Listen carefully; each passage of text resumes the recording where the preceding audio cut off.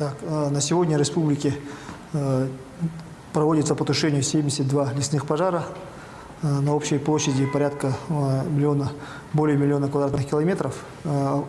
Особо сложная обстановка у нас наблюдается в горном районе: Кобяйский, Намский, Усалданский, Татинский, Вилюйский и Верхневилюйский район. Сейчас дополнительно у нас приехала техника, военная техника. Количество там 10 МТЛБ, 2 БАТа и 5 автомашин марки КАМАЗ и Урал.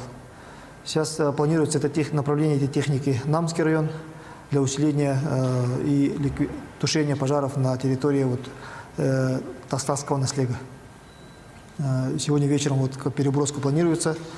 И дополнительно у нас сейчас подключаются силы по направлениям Харьялах и Фрунзе, это Намский район, на правом берегу реки Лена идет усиление. И также ситуация у нас в Сангарьях, поселке Сангар, Кобяйского района тоже ситуация обостряется, и там идет тоже работа по Оджуку, это с юго-восточной стороны.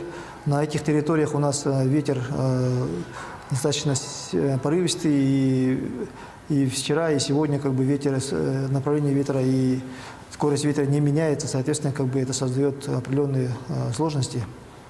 Но и есть также ситуация, остается напряженная в село Ситте и село Кальвица. Там работы проводятся, оборону держат.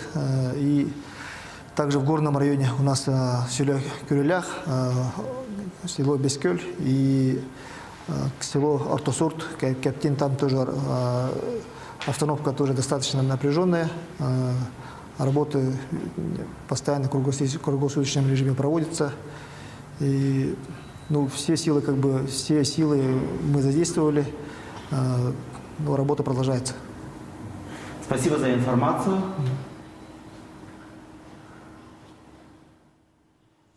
Эхиге юр бахардарынан брифинги көрдүгүт салгы бучаска тахсар сонуннар.